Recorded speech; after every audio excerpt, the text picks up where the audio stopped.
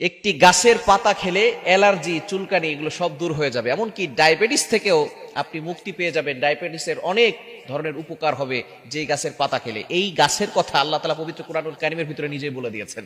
নবীজি সাল্লাল্লাহু আলাইহি সাল্লাম হাদিসের ভিতরে বলে দিয়েছেন, লম্বা হাদিসের ভিতরে এসেছে আল্লাহ পাক রব্বুল আলামিন নিজেই গাছের কথা বলে দিয়েছেন। কুরআনুল কারীমের ভিতরে এসেছে, আইন্দা সিদরাতিল মুনতাহা আইন্দাহা জান্নাতুল মাওয়া।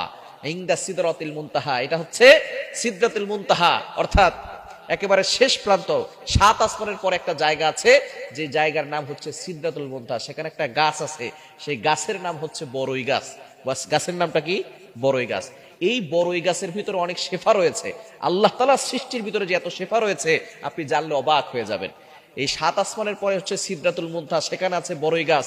এই বড়ই গাছের ব্যাপারে নবীজি সাল্লাল্লাহু আলাইহি সাল্লাম জানিয়ে দিয়েছেন, বড়ই গাছের পাতা দিয়ে কিন্তু যখন মানুষ মারা যায়, তখন বড়ই গাছের পাতা এটা দিয়ে গরম পানিতে দিয়ে তারপরে মানুষকে গোসল করানো হয়। এটা আমরা অনেকেই জানি।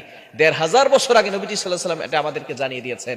এখন অনেকের ভিতরে প্রশ্ন, অনেক ভিআইপি সাবান আছে, এই সাবান দিয়ে কেন গোসল করানো হয় না? এই বড়ই পাতা দিয়ে কেন গোসল করানো হয়? 1500 বছর আগে নবীজি সাল্লাল্লাহু আলাইহি সাল্লাম এই বড়ই পাতা দিয়ে, বড়ই গাছের যেই পাতা রয়েছে সেই পাতা দিয়ে গোসল করাতে কেন বলেছেন?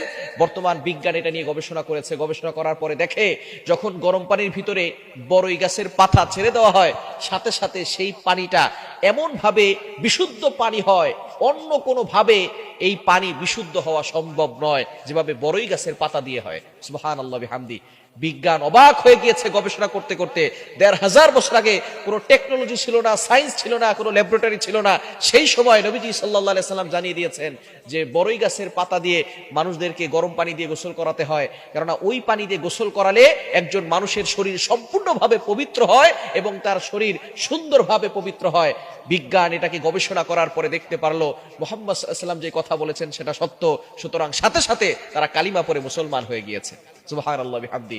বিজ্ঞান এটা নিয়ে গবেষণা করেছেন। সুতরাং বড়ই গাছের পাতা হচ্ছে খুবই দামি একটি গাছ, এবং এটা সিদরাতুল মুনতাহা ইনদাহা জান্নাতুল মাওয়া, এটা জান্নাতুল মাওয়া, জান্নাতে মাওয়ার কাছে।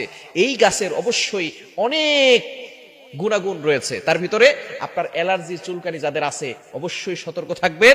এই গাছের পাতা আপনি চিবিয়ে, অর্থাৎ এটা যদি রস বের করে আপনি খেতে পারেন, আল্লাহ তাআলা আপনার জন্য অ্যালার্জি এবং চুলকানি দূর করে দিবে, এবং ডায়াবেটিসের জন্য খুবই উপকারী। সুতরাং এটা খেলে আল্লাহ পাক রব্বুল আলামিন আপনাকে সুস্থতার নিয়ামত দান করে দিবেন। অবশ্যই এর সাথে আপনি সূরা ফাতিহা পড়তে পারেন, কেননা গাছের ভিতরে কিন্তু অনেক শেফা রয়েছে। সূরা ফাতিহার ভিতরে শেফা রয়েছে।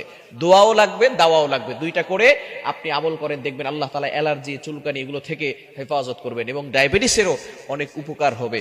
সুতরাং ডায়াবেটিস থেকে আপনি মুক্তি পেতে পারেন। এজন্য অবশ্যই আল্লাহ পাক রব্বুল আলামিন যে কুল গাছের কথা, বড়ই গাছের পাতার কথা বলেছেন, সুতরাং অবশ্যই আমরা সেটা দিয়ে একটু ট্রাই করে দেখবেন অবশ্যই আপনার অ্যালার্জি, চুলকানি এগুলো কমে যাবে। আল্লাহ তাআলা আমাদের সকলকে সুস্থতার সাথে নেক হায়াত দান করে।